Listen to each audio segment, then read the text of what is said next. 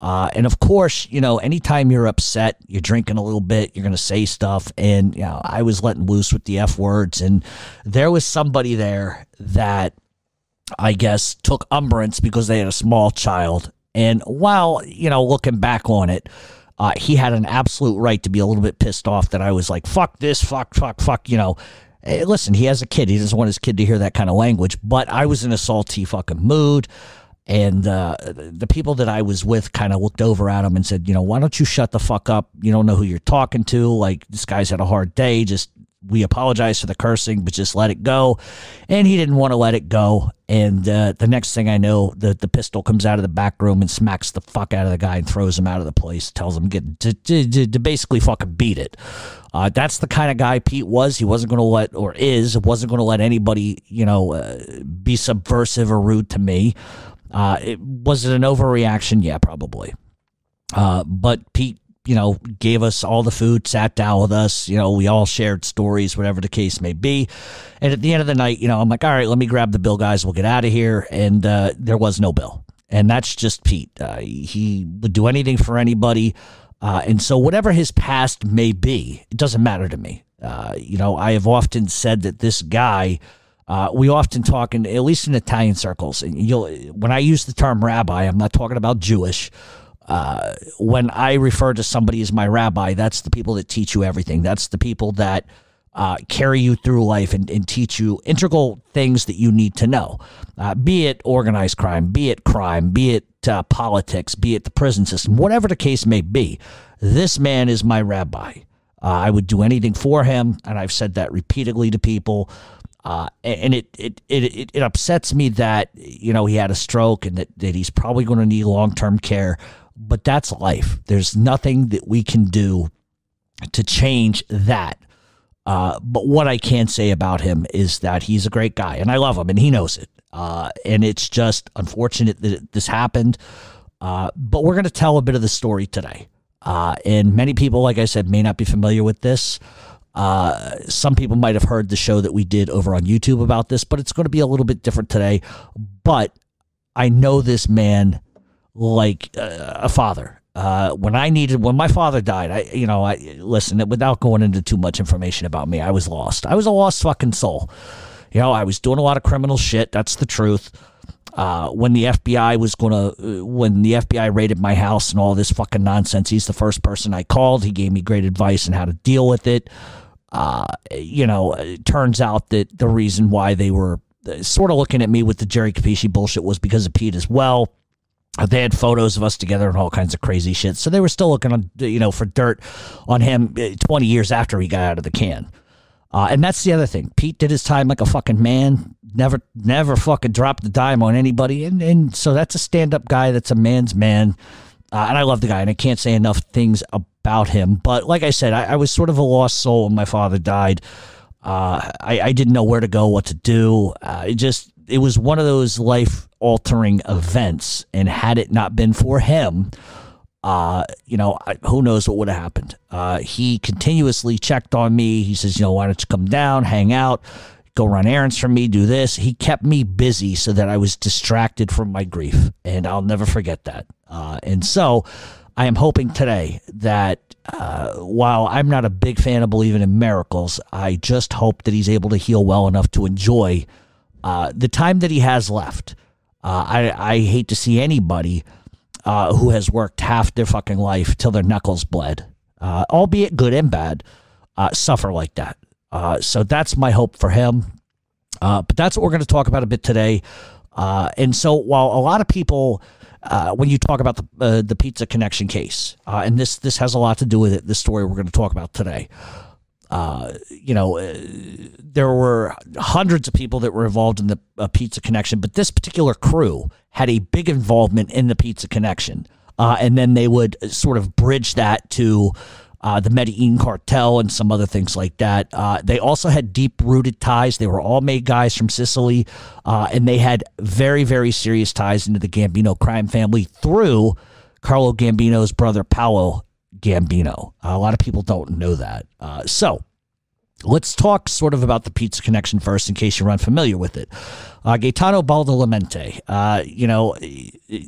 not a lot is known about Badalamente's youth, other than that he came from a very poor family in Cinisi, Sicily.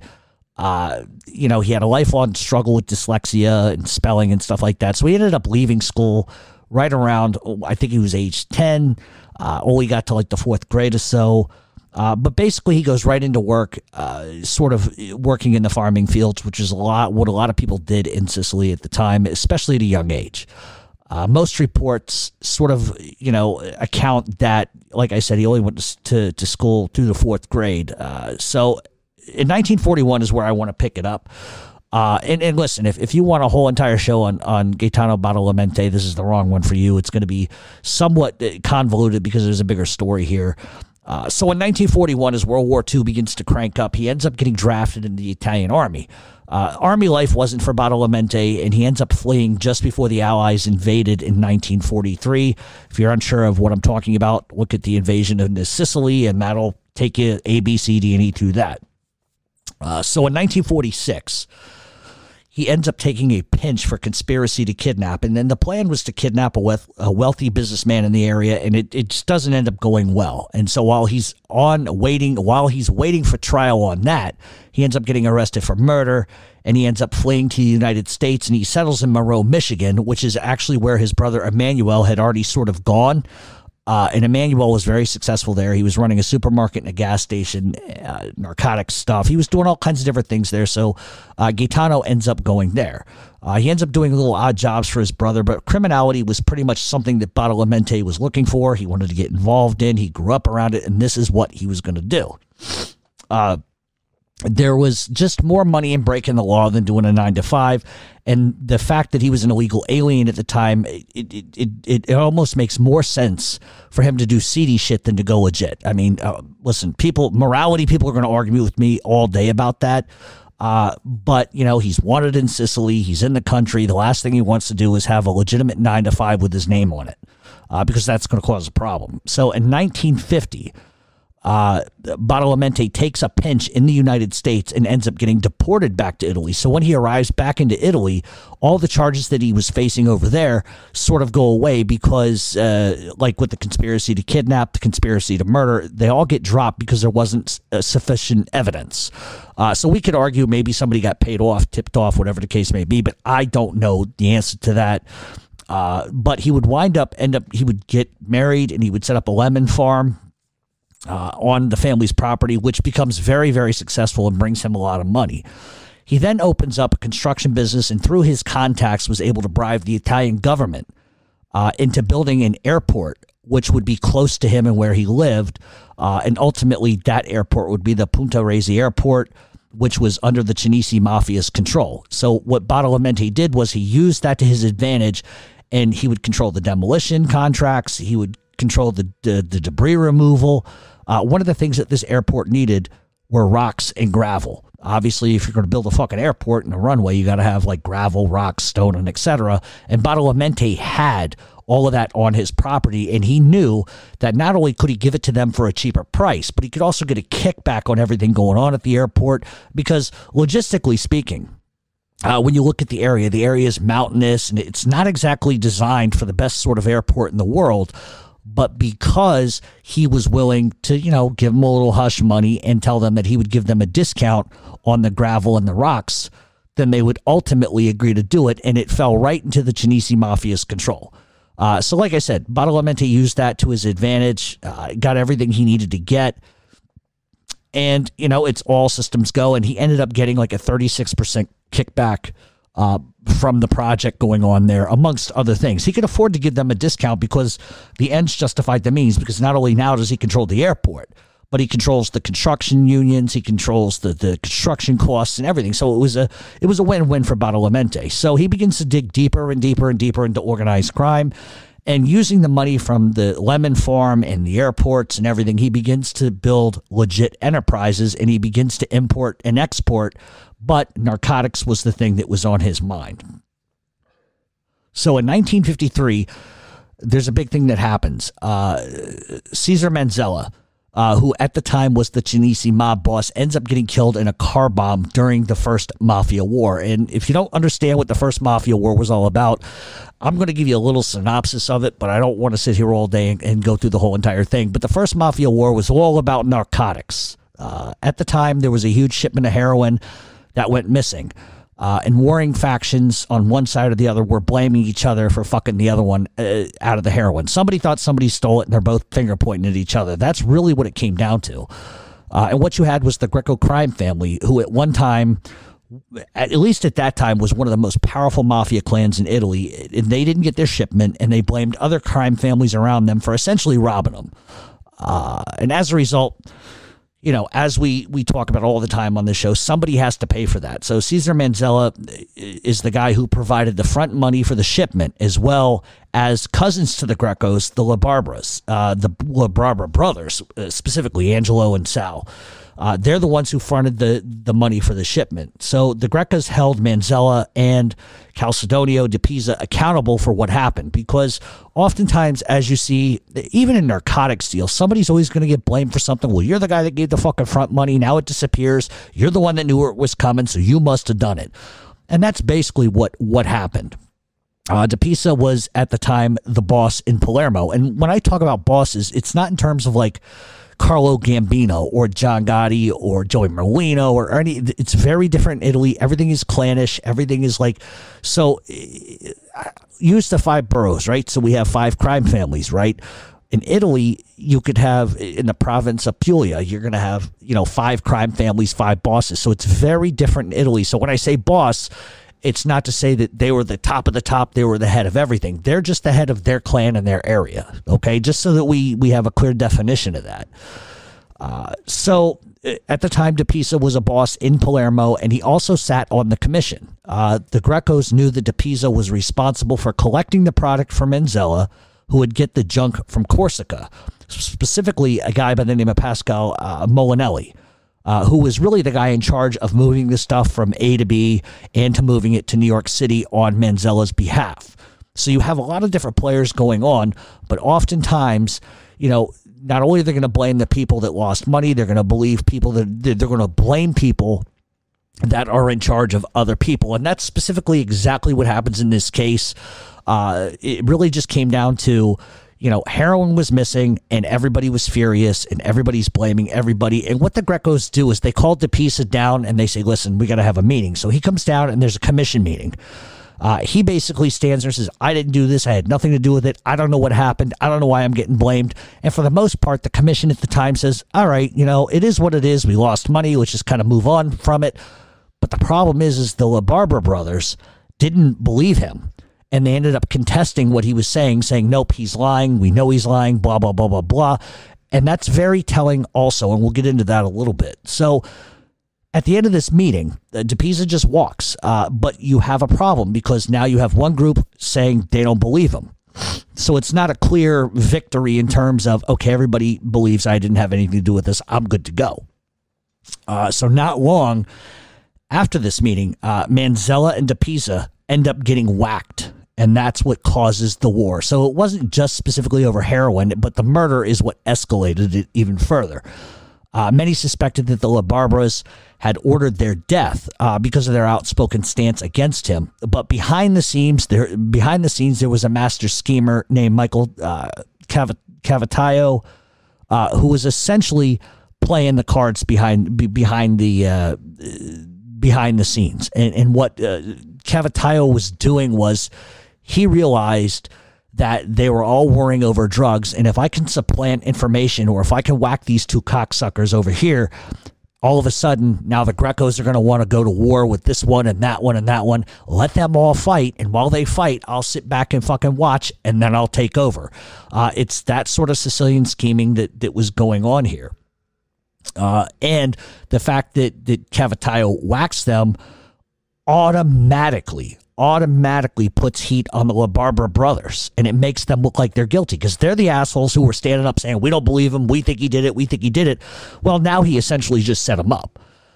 Cavataio was known as the Cobra. and he was a boss in Acquasanta, Acquasanta, Sicily. And he ends up basically escalating the dispute between the two warring factions. And when he does that, he weakens them. And he weakens them for the foreseeable future, because if they're going to start whacking and killing each other, let them do it. I will sit back and I will just wait. And, Carlo Gambino was a lot like that. There's a lot of bosses who have been like that.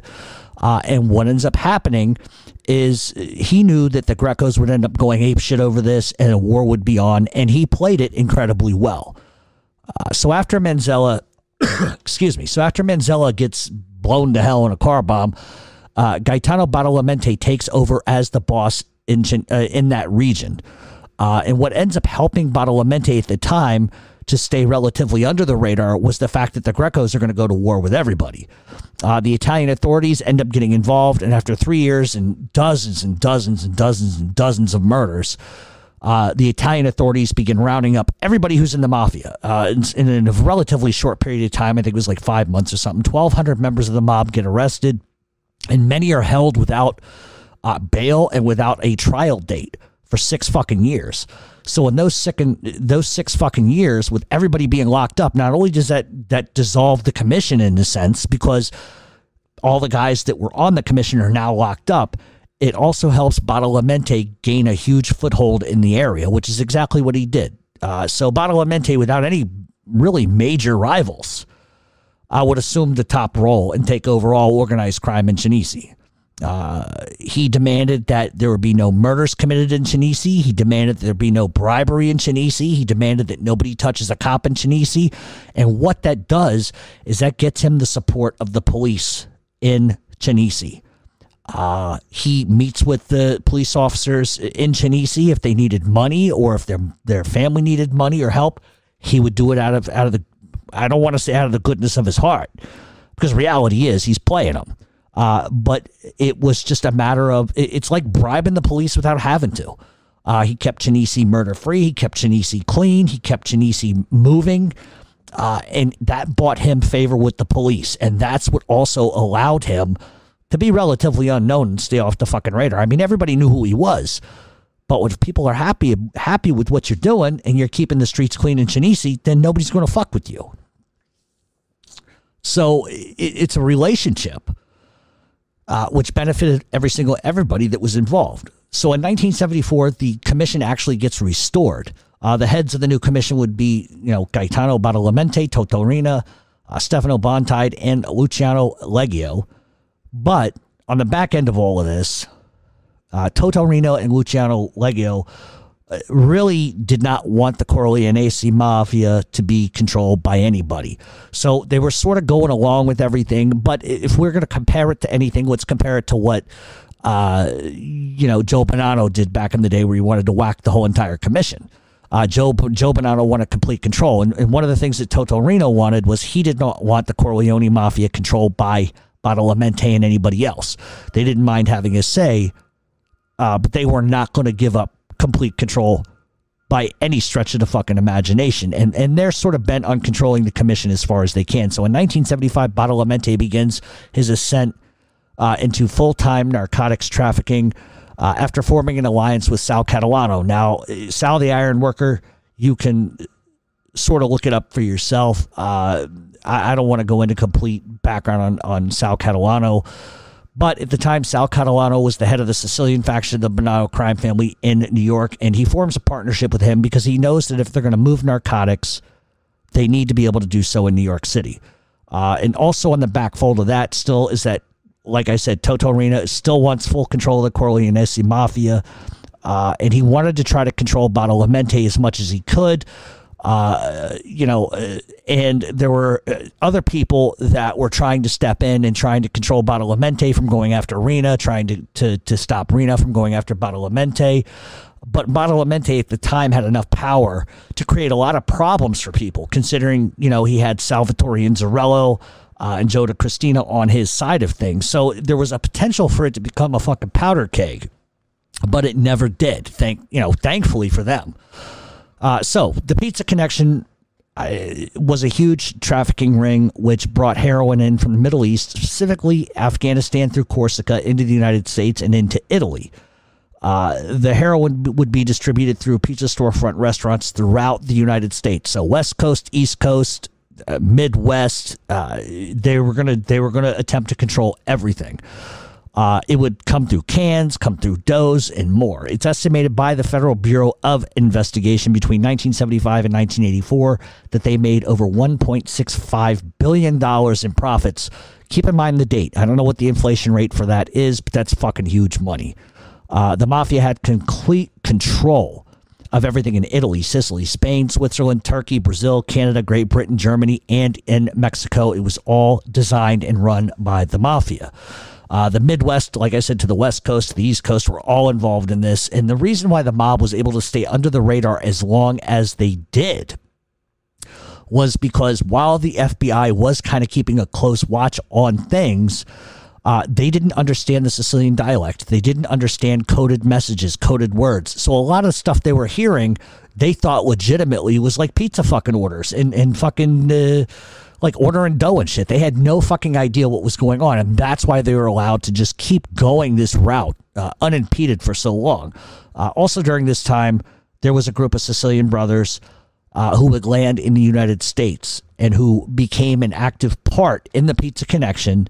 And even though that they were never indicted in that particular case, they were always named as possible conspirators to the Pizza Connection. We're going to take a break, and when we come back, we're going to continue with the Cottone crime family. Stay tuned on Mob Talk Radio.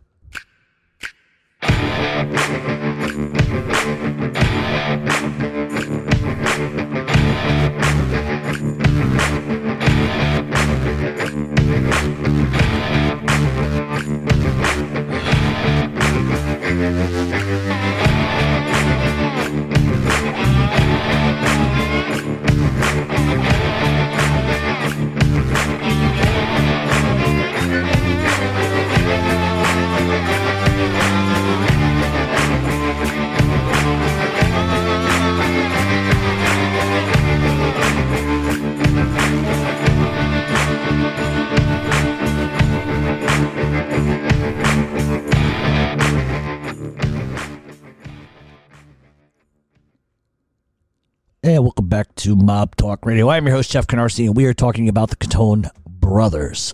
So, three brothers who are known as Pietro Cottone, Salvatore Cottone, and Guiseppe Cottone are going to arrive sort of on the scene. But let's start with Paolo Gambino for just 1 second. Maybe he's not relative to you. Maybe you haven't heard much about him before. But obviously he was Carlo Gambino's brother, who was widely considered the capo of capos in the Gambino crime family. In fact, in peeking around, not many people really mention him or really how tough or how smart he was. He was very, very smart, crafty guy, just like his brother Carlo. And without going into his complete biography, let's just say he was very close to Carlo, was his confidant. He was always with his brother through thick and thin. Everything they did from when Carlo arrived to even throughout Carlo's ascension into becoming boss of the Gambino crime family. And he really acts as a counselor to his brother his whole life. Not just a ruffian, but also very shrewd in what he did. He's largely the guy that was responsible for the idea of stealing ration stamps and selling them at the time, which was a novel fucking idea. A lot of people have claimed that they're the ones that invented it, but he's really the guy that did. By all accounts, he was a counterfeiter. He was a bootlegger, an extortionist, loan shark. And he would use all the illicit funds that he made to establish legitimate businesses. Blue Star Meat Markets, Faro Foods, Butcher Tool Company, and a dozen or so others. Now, what's interesting about this is that you guys are going to laugh when I tell you this, but Faro Foods, who was run by the Gambino crime family, at least in the day, was the supplier for Pietro Cottone's pizzeria. So, and that's past all the prison sentences and past all of the nonsense that happened to Pete and his brothers. They were the ones who on Tuesdays would come to, and I was there, so I could tell you for a fact, we would be sitting there. And let me just explain something to you. When you zone a a fucking small pizza place, right? You're going to get boxes, but you get boxes from a box company. You're going to make your own sauce. You're going to do all of this. So why is it that on Tuesdays at 2:00, Faro Foods, a 16-wheeler, would show up out front and be delivering stuff? I mean, listen, I'm not saying illegitimately there was anything coming on them trucks that shouldn't have been. I'm just saying when you own a small pizza place, I find it hard to believe that you would really need a 16-wheeler to be unloading pallets of shit, especially when this place, his restaurant was not fucking that big. It really wasn't. I mean, I think it seated like 30 people max, I mean, on a heavy day. So I just think it's funny that Faro Foods makes its mention because it's just connecting dots for me. That at the time, listen, when I knew, and I'm just going to say this really quick, is when I knew Pete, I knew his past, I knew everything he was. Did I know what he was actively involved in and whatnot? Absolutely. But it took, I want to say that it was a good 3 years before he ever mentioned anything to me. It was always, hey, how you doing? Hey, how you doing? We got to know each other like that. And then it became something else. And we would talk, and I would run errands for him and do things for him. He was opening a lot of pizza places all around the city at the time. So I'm not saying he was doing anything illegitimate. I'm really not. But I'm saying history often repeats itself, right? So I just thought that it was funny that Faro Foods came up. But so it's worth noting that both Carlo and Paolo were multimillionaires before Prohibition even ended. So Carlo Gambino and his brother were millionaires before Prohibition even ended. So it's not like Carlo needed to make a ton of money. He was already a fucking millionaire. So it was Paolo. But that just tells you that if they're millionaires, Prohibition lasts X, Y, and Z amount of years. They made over $1 million doing that. So now they're going to step into what? Narcotics trafficking. And it is through Paolo Gambino that the Cottone brothers come into the stratosphere. So the Cottone brothers, there's three brothers. There's Giuseppe, Salvatore, and Pietro. They're all born and raised in Palermo, Sicily. All three would emigrate to the United States. Salvatore Cottone comes first. He comes at age 19. He was born in 1947, so you can do the math on his age. He lands in New Jersey right before he turns 20 years old. He ends up going to work for a local dishwasher, as a local dishwasher to a local restaurant. And this is where he begins to meet several members of the Gambino and Di Cavalcante crime family. The three brothers were formerly inducted into Cosa Nostra in Sicily, and Salvatore would begin to make inroads into American Cosa Nostra. He would begin simply enough using the money that he made from legitimate employment to deal in small-time narcotics. He would fence stolen goods for members of the Di Cavalcante crime family as well as the Gambino crime family, and this would lead him in many ways back to Sicily as his family. There's somebody by the name of Antonio Cottone. You can look that up, who was very tight with Carlo Gambino and Paolo Gambino. So there was a family connection there. It would also be through Paolo Gambino that Salvatore would dig his heels into the pizza connection. A few years later, Giuseppe would arrive, as would Pietro arrive in the United States, and it would be all systems go. Salvatore would use money, like I said earlier, from his businesses to open up several pizza shops in the metro Washington, D.C. area. His main headquarters would be a shop called Pizza Delight, which was on the corner of 14th Street and West. His pizza shop was just not a pizza stopover. It was a front to import heroin. It was a place you could get whatever you needed. You need a loan? Look no further. You need coke, you need heroin, you need guns. This was the place to be. He would wind up putting Giuseppe in control of the narcotics operation, which was going on at the time. Now, keep in mind, this is right about the time that the pizza connection shit is going on. So they're getting the drugs imported to them, and then they're moving them out into other areas as well. Giuseppe was built like a bull. He was known for his smile, but believe me, he had a ferocious fucking temper, and he was incredibly fucking violent. Pietro ends up getting put into control of the money and moving it around, laundering it more or less. Pietro, of the three, just to be honest with you, was probably the quietest of the three. He always preferred to just, be seen and never heard. But to even be seen next to him was just something that wasn't going to happen. He was probably, and I don't mean any disrespect to Joe and Sal, but Pete of the three was the smarter of the three. I'm just telling you how it is. He could be violent when he needed to be, but he was the kind of guy that would rather just keep everything quiet and deal with shit how he wanted to deal with. Whereas the other two just weren't like that. And I think Pete, just wanted the business to run without any interruption, without any eyes. But interruption, obviously, in criminality happens, right? So, while Pizza Delight is making a ton of money, there is competition in the area. And we're not talking about illicit competition. We're talking about other pizza places. So to hide the money, what they needed to do is out-earn their competitors. So let's say Pizza Place A and Pizza Place B are on adjacent corners.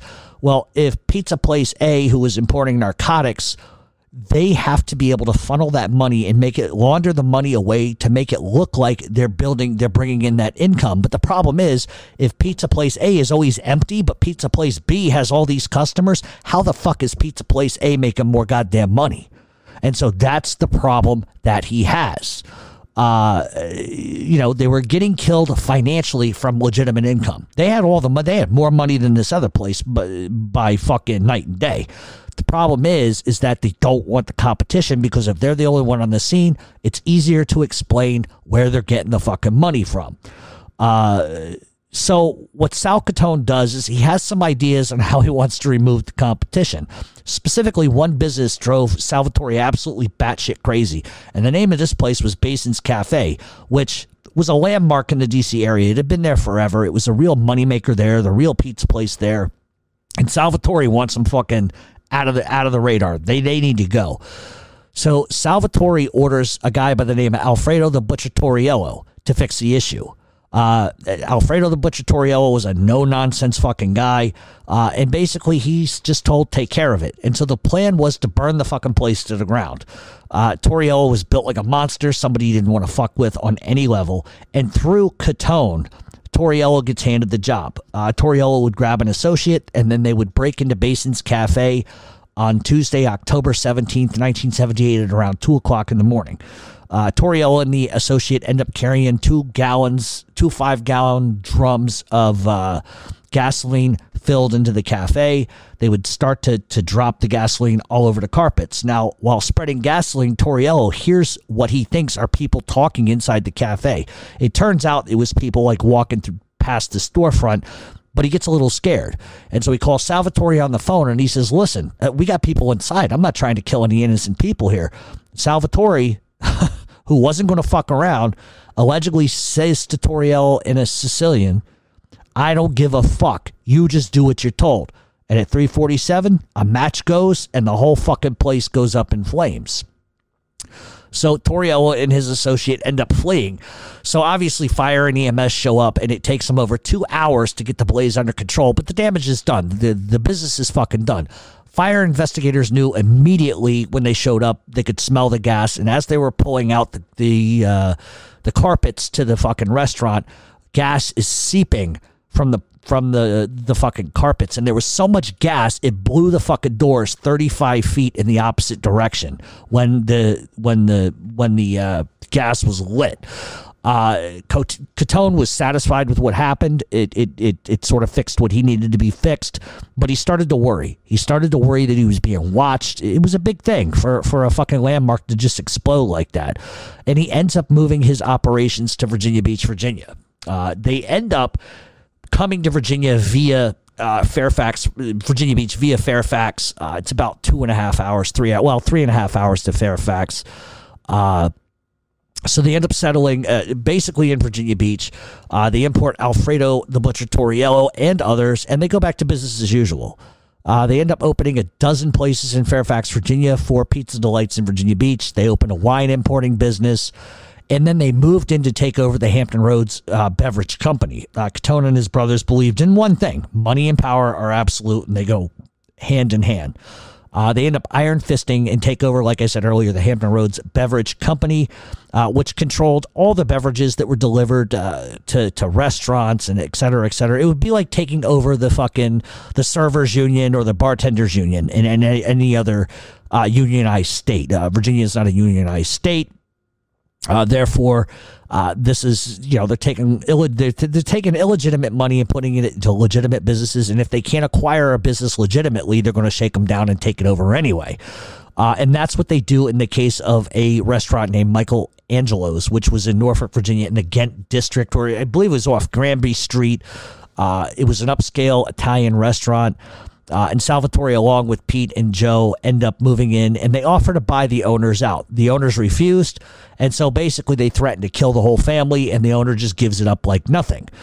So Cottone ends up bringing in a partner by the name of Michael Zara to help cover expenses, and eventually Cottone would force him out when Zara started griping about bills and etc. Like, the bills don't make sense because we don't have the customers. Where are we getting all this money? And Cottone basically says, I'm going to kill your children if you don't shut the fuck up and get away from me. And so he chases Zara out of that business as well, then never pays him back. Cottone then takes Michael Angelo's and makes it his base of operations. And it was just more of the same. It was a one-stop shop for anything you needed. Need coke? Got it. Need guns? Got it. Need heroin? Got it. Need this? Need that? Got it.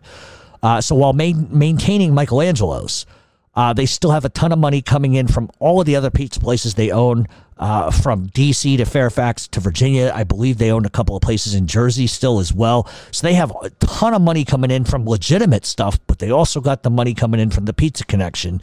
And then it sort of further gets expanded when Sal Cottone and the Cottone family forms an alliance with the Medellin cartel. So not only do they have the pizza connection shit coming in, but now they're making inroads into the Medellin cartel. And this is right around the time that everybody starts to get kind of in trouble for the pizza connection. So it was easy for the Cottones to just kind of bypass the pizza connection and say, all right, well, we didn't get sort of caught doing this. They can suspect, but there's not an indictment. So if the shipments coming in from Afghanistan are going to dry up, then let's turn around and get in with the Medellin cartel. And how they do that is they had a source inside the embassy, the Colombian embassy in D.C., and they used those sort of relationships to bring in cocaine into the country.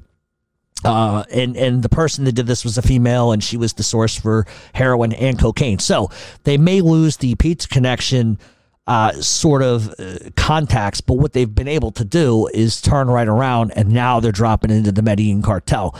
And so for anybody that's going to tell you that these guys weren't players, they're out of their fucking minds. So all that being said, now they've supplanted one connection with another. So the Cottones would use the same system that they used for the pizza connection, and they would import narcotics, moving it through all their pizza parlors and others in cans of sauce, dog food, pizza dough, groceries, you name it, they planted it. It's estimated they were bringing in $500,000 a month. This is in 1980. Just from narcotics. So they've got $500,000 a month coming in from narcotics. That does not count for the dozen or so other businesses they own, and anything else. So I would imagine, and listen, I can't be specific about this. I have all the paperwork here. I've looked at it, but this is a multi-million-dollar operation that's going on. Let's just put it that way. So like I said, all that money coming in didn't even include the legitimate shit that they owned. And that didn't even include the profits that were coming in from narcotics in D.C. and Northern Virginia. The $500,000 a month was just coming in from the Virginia Beach area. So the Cottones are making waves. They're making money. And then they sort of advance into Richmond, Virginia a little bit. A lot of people haven't talked about this. Have you ever heard of Sbarro Foods? They tried to push them out of business in Richmond. And that didn't exactly work. There was talk of him whacking somebody from the Sbarro family to try to take control of that business. They were just pretty much setting up shop, and anybody that came within a fucking 200-mile, 300-mile radius was going to get pushed out. The one issue that the Cottones had was they moved drugs in person rather than, hire a messenger or a front guy to help move it. They always thought that if we bring in too many people, there's going to be rats. We're going to have problems. So they did the shit face to face, hand to hand, which, you might argue was smart. You might argue was bad. In some cases, I think you lessen the opportunity for a rat to sort of become a part of your crew. But this is going to come back to haunt them a little bit. Well, not a little bit, a lot.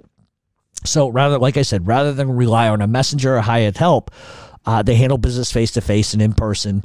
and that causes their undoing. Giuseppe, who was heading up the distribution of the cocaine, would end up selling pretty much $800,000 worth of cocaine in 2 years to an undercover agent. In 1986, the federal government reacted off of a tip. I never found out who the tip came from, but I suspect it was Alfredo Torriello. But what happens is the feds plant an undercover agent who ends up purchasing $800,000 in coke, and he does it twice. He does it once in 1986, $400,000 in coke, deals with Giuseppe hand in hand. Then in 1987, the agent again purchases another $400,000 worth of coke hand in hand. So in 2 years, $800,000 worth of cocaine was sold. And what Joe didn't know was that the Cottones were under full investigation and had been for over a year. Enter Lofranco Cassi, we'll call him Frank.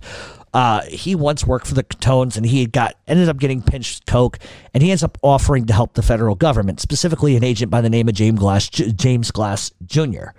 Casali had told the feds that the Cottones were Sicilian Cosa Nostra, all members of the mafia in Sicily, and were deeply rooted in the Pizza Connection case. But because that trial had already indicted everybody, and there wasn't enough information he could give them about them acting complicit in that indictment, there wasn't enough to bring at them. And what the feds do is they just ask Casale to try to get as close to the Cottones as he can, and that's basically exactly what happens. And through Casale, the feds were able to pick up wiretaps from dozens of businesses. Both Salvatore and Pietro and Joe, all three of them were being watched, but were very careful. Salvatore and Pietro were a lot more careful in a sense than Giuseppe was. Joe. So what ends up happening is Giuseppe and 12 others, including Alfredo Torriello, and contacts within the Medellin cartel, would be arrested and charged with narcotics trafficking. There wasn't enough to nail Pietro, and there wasn't enough at the time to nail Salvatore. So at Joe's trial in 1987, Joe ends up pleading guilty. The agent in that case, James Glass Jr., who didn't like the Cottones whatsoever, approaches Salvatore Cottone, who was there at the trial watching, and he explains to Salvatore, "You're next. We're going to get you. You think we're not watching? You're next."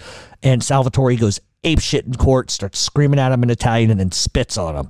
So there you go. That's some old school shit right there. So both Salvatore and Pietro knew that the feds were pretty much at that point hell-bent on getting them.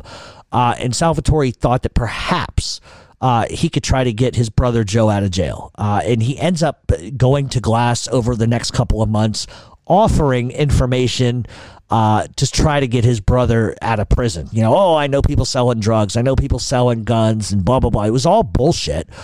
Salvatore was bullshitting them. He wasn't going to give them any information on anybody, but he was trying to get his brother out because he felt bad about what happened to him. But the FBI never buys any of it. Cottone thought he could fool the FBI and that they'd buy whatever, bullshit he spoon-fed them. But they end up never biting, which only infuriated him and the FBI even further. So if they wanted his balls locked up in a vice before, now they really do. And Salvatore Cottone was just absolutely furious that an informant had put his brother behind the wall, and he ends up wanting Frank Casale fucking dead. The feds were pretty much smart to realize that the Cottones if pushed, are going to commit murder to prove a point. And what he does is he enlists a plan to allow Cottone to live out his fantasy of retribution. Alfredo Torriello, who was awaiting trial, gets released from jail. His bail had been revoked prior to awaiting trial, but the feds sort of approached Torriello and said, "Listen, if you cooperate, we'll let you out. You won't do any time, but we want you to go after Sal Cottone." And that's sort of what happens. Torriello, is told to get close to Cottone and let him feel out some sort of retribution, and we'll nail him. So when he gets out, he ends up, first of all, Salvatore Cottone's fucking antenna goes wide up. As soon as Torriello is released, he thinks something's up. And what ends up happening is Torriello goes to Cottone and he says, "Listen, I know where we can find Frank Casale, and I got this information through a guy that's in the FBI that's pissed off. He's willing to give me everything." Cottone's not stupid in a sense. Maybe he was dumb in some of the way that he handled things, but he wasn't dumb in this sense, and he immediately suspects that Alfredo Torriello was a rat, and he's trying to set him up. So there's a meeting that is caught on wiretap between Pietro Cottone and Salvatore Cottone, where they're talking about murdering Alfredo Torriello, and they want to chop him up, and they want his tongue sent to his wife in the mail. They're not fucking around. The feds pick up on this wiretap, and normally that would be enough to secure some sort of indictment for murder or conspiracy to murder, but the FBI agents are worried that they're not going to get that to be able to stick, and so they pick up Torriello and they hide him away so that he doesn't get killed. Then another couple months goes by, and then Agent Glass sort of goes back to the drawing board of how are we going to get these guys, and the feds had a guy by the name of Vincenzo Hannikin, and he was a Yugoslavian Sicilian, which that's a hell of a fucking combination. This was a guy that was an informant for them for years, and they thought that maybe they could use him to try to get into the Cottones. And what they end up doing is they take Vincenzo and they put him in Pennsylvania, and they pose him as a meat wholesaler because restaurants are going to buy wholesale stuff. And so, once every couple of weeks, Hannikin shows up at Michelangelo's and, hey, I got a deal on this meat. I'm from Pennsylvania, my distributors, this, that, and the third. And he ends up getting Sal Cottone to buy into it. And so Sal Cottone is now getting shit that's distributed from this bullshit bogus company in Pennsylvania. And him and Hannikin end up becoming very close. And a part of the deal was if Hannikin could get him in some sort of murder conspiracy or whatever else, that would help the FBI. And they end up becoming close. And Sal Cottone even asks Vincenzo to leave PA and come to Virginia and start a meat distributorship there. They can make a lot of money together. And in one of the many meetings that Hannikin had taped, Sal Cottone admits to wanting to kill Frank Casale for his mouth and his betrayal, and he wants his arms cut off, and he wants them sent to the federal government wrapped in a fucking bow with a Christmas card. He's still hell-bent on killing this guy. Cottone even wanted to address Casale before he was killed. He wanted to torture him. He wanted to cut off his dick and put it in his mouth. He wanted to just flat out fucking butcher him. But it was very important for Sal Cottone to have the last word. And via transcripts, I want this mutt's last fucking words to be heard. Okay, let me reread this. I want this fucking mutt's last words to be heard by me. So in other words, he's saying, I want the last words this motherfucker ever hears in his life to come out of my fucking mouth before I tap dance on his fucking skull. He's not playing. That should have been enough for the FBI, but once again, the FBI just wants more. So Cottone over the next few months just doesn't want to let this idea of murdering Casale go.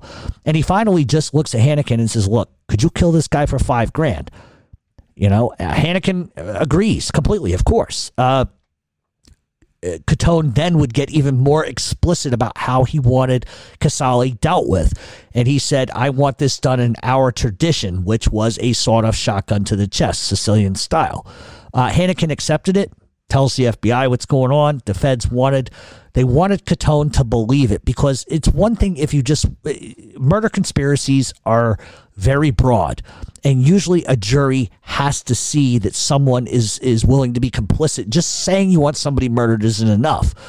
So they take it a step further, and what the feds do is they grab Casale and they explain that they're going to take a few photos of him and they want his necklace. And what they're going to do is they are going to splay out Casale in a ditch. They're going to throw fucking ketchup all over him and make it look like he was shotgunned to death. They're going to take a couple different Polaroids of it, give it to Hannikin, and then they're going to take off his necklace and give it to Hannikin as proof that Casale was whacked and he was killed. So the scheme was basically hatched, and Hannikin goes to see Sal Cottone along with this necklace. Cottone at the time was energetic and almost dancing with glee at the idea that this guy was finally killed.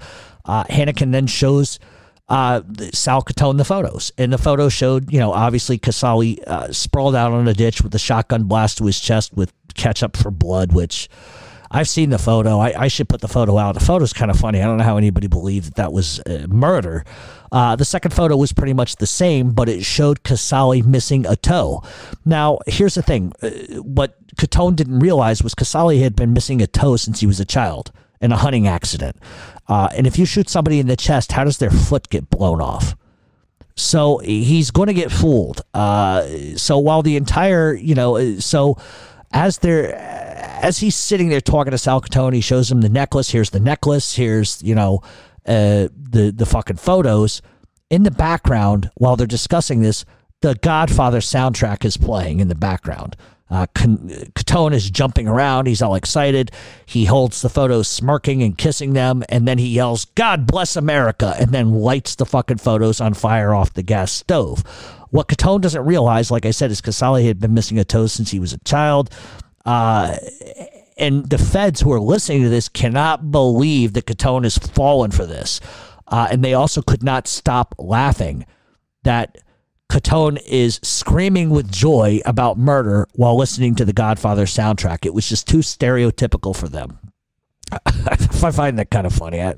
I'm sorry, I know these guys, but that's still kind of funny to me. Imagine him, imagine Gaspipe Castle holding a photo of a dead guy going, "Yay, yay, God bless America, yay, yay," and it's all bullshit while listening to fucking the Godfather soundtrack. So a couple of days later, just to keep the ploy going even further, the feds get sent to Sal Cottone's house to bust his balls about the murder, which further propagates or gives the sort of idea to Cottone that, wow, this murder did really happen, because not only have I seen the fucking body, I got this guy's fucking necklace. Now the feds are busting my balls.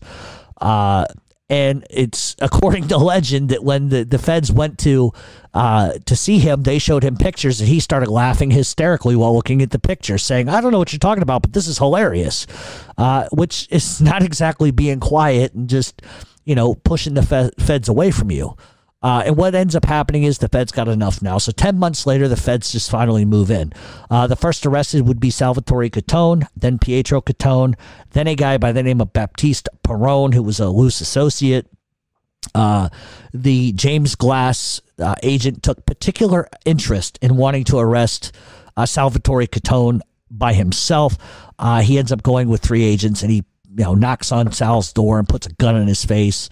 It says, "You're under arrest," blah, blah, blah, blah, blah. Salvatore Cottone ended up being charged with 17 crimes, including narcotics trafficking, solicitation of murder, arson, fraud, wire fraud, murder for hire, loan sharking, bookmaking, extortion, and the list just goes on and on and on and on and on. So he would be locked up awaiting trial. In October of that year of 1989, Pietro is faced with a decision. He's charged with something like 17 or 18 crimes, including murder, attempted murder, and all these kind of nonsense. And he ends up just sort of looking at this and just being like, I should plead this out. It's going to do better if I plead this out. But at the same time, Salvatore had threatened to hurt Pietro's wife in retaliation for Pietro even considering a plea agreement. And so Pietro ends up getting charged with 2 counts under RICO conspiracy, murder, murder for hire, extortion, racketeering, 2 counts of racketeering, mail fraud, wire fraud, witness intimidation, and a threat to a federal witness, and physical violence to a federal witness. And what Pietro ends up doing is he takes a plea deal. He pleads out to 2 counts of wire fraud and bank fraud. If Pietro accepted those guilty pleas on behalf of the government, they were going to drop everything else. Because the government did not have, of the 17 of the 19 indictments or predicate acts of the RICO case that they had built, they were going to have a real hard time putting Pietro in the mix for that. Because Sal was the boss of this crew. Pietro did have a lot of power. Don't get me wrong, but Sal also got caught doing everything, and Pietro didn't. With Joe already being off the streets, it didn't matter. And so the feds take it one step further with Pietro, and they say, listen, we'll even do this. We'll drop your charges. You just plead guilty to these 2 things, and we're going to offer you a deal. You testify against your brother, and in return, we're going to drop every single charge you've ever been convicted of, and we're also going to drop charges against your brother Joe. We're going to get him out of prison, and you guys can go back to Italy. And Pete's response was to spit on them. He refused. He spit at them and he refused. Baptiste Perrone, however, who would also plead out to charges, didn't really take that route, and he agrees to become a federal informant. So with Pietro off to federal prison, Salvatore was the last one left to face the music. So the trial begins on January 5th of 1990. Cottone would attempt to make himself look like the immigrant who had come to the country with nothing and made something good out of himself. Alfredo Torriello, Vincenzo Hannikin, and Baptiste Perrone, as well as Frank Casali, would be front and center to testify against Cottone. The government even brought in 50 pounds of cocaine that was seized from the Cottones to show exactly the extent of the business and what they were involved in and what they were up to. They also had to translate some 200 hours of Sicilian conversations between the Cottone brothers. And on the stand, Torriello would explain that the Cottone brothers were killers, but that Salvatore Cottone especially was a nutcase because Salvatore Cottone repeatedly wanted to hurt Pietro's wife in retaliation for what Salvatore deemed as stupid mistakes and for taking a plea agreement. Torriello also acknowledged on the stand that the Cottones had threatened to cut up the children of someone who was late paying back loan sharking debts. And at the end of a 14-day trial, Cottone was found guilty on 14 of the 17 counts, and he would end up being sentenced to 20 years in federal prison. Giuseppe would get 15 years in federal prison. Pete, I believe, did like 5 years in federal prison. Salvatore was released in 2007. Joe was released early 2000s. They are both back in Sicily. I believe Pete was released in probably 91 or 92, 93, and he went back to the pizza business. And that's sort of the story of the Cottone crime family. While short-lived, a lot of people have asked throughout the years, was there ever a mafia in D.C.? And you better fucking believe it, because that's what they were. There is a lot of things that I could tell you. I could tell you a lot of personal stories. I am friends with all three of these guys. Some are nuttier than others. I think the reality is if you can be involved in the pizza connection for 4.5 years and never get caught, obviously you got millions of dollars at that point. You move your business to another area, then you get involved in the cocaine trade again. But this, if anything, this is a story of, it's about the people that you keep around you can be very dangerous. Everything that they did right or everything they did wrong all came tumbling down because of the people that they connected with. All three are very smart individuals, don't get me wrong. But Pete, of the three, was the smartest. He was the guy that was able to dodge murder charges. He was the guy that was able to stay off the radar. He was the guy who, for years after he got out of federal prison, was able to do and come and go as he pleased without any interruption whatsoever. And I'm not saying he was doing anything bad. I'm just saying, you do the math. Most people that do federal time in prison, et cetera, don't come out and open up 10 restaurants. I'm just saying. That's just the reality, and I don't want to say anything disparaging about him or bad about him, but I will tell you that of all the people that I have ever met in this lifestyle, he was the real deal. Low key, quiet, unassuming. If you didn't know him, you would never think in a million years he was involved in anything. He was just a quiet guy. And that's where I learned the difference between these fucking bums that you see on YouTube saying all this crazy nonsense rat shit and then real men. I've been in situations with people, not even talking about Pete, but I've been in situations with real people that they don't talk. They don't mention nothing. There are those that I talk to that'll say stuff to me, that they probably shouldn't, but it comes and goes in one ear and out the other. But with Pete, he'd never tell you nothing. It took a long time for me to get to know him to the extent where, he would trust me to do stuff. And so here's a little interesting story. So, and then I'm going to leave it at that. I'm going to have to sort of, the story that I'm about to tell you, I shouldn't say, but I'm going to anyway, because a long time ago, it doesn't matter anymore. So, more or less, he had called me on the phone and said, "Hey, you around?" I said, yeah, I'm around. Hey, come on by. I want you to do me a favor. So I show up, and he's got like 15 pizzas he needs delivered. His delivery person isn't around. And I said, yeah, sure. I said, what do you want me to take, 15? He goes, no, I just need you to take 2. And then when you come back, I got something for you. I said, all right. So I don't want to say the female I had in my car because she may listen to my show. She's a friend of mine. I said, listen, you be the navigator. You come with me. And Pete looked at me and said, maybe you shouldn't take somebody with you. Maybe you should just go by yourself. I said, nah, I'm just delivering pizza. What the fuck do you care? He said, all right. So he gives me the red pizza bags. You know what they look like. And I get in the car and I'm driving. And the fucking address he gave me was wrong. And I couldn't believe it. So I'm driving around for like 30 minutes. I got to deliver this goddamn pizza for him. And we took a turn. And we had set the pizza on the back seat. And as we took a turn around this huge bend, all of a sudden the pizza boxes come flying out of the little red, I don't know what the fuck, pizza heater, whatever you want to call it. And I'm still driving. And then finally I realized that Pete's 3s were 6s. He just did it backwards. So I'm like, okay, I know where we're going now. And I hear from my passenger seat, oh my fucking God. And I said, what? She goes, look, pull over and look. So we pull over and I look.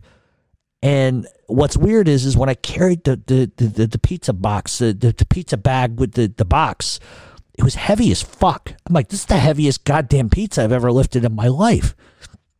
And so there was when he packed it, there were two boxes in there, and then there was a brown paper bag, and he put like stapled the bag shut and put that in there. So I figured, max, this is going to be like weigh a pound. This fucking thing weighed 20 fucking pounds. And I wasn't paying attention to it because I'm just trying to do what he wants me to do, whatever.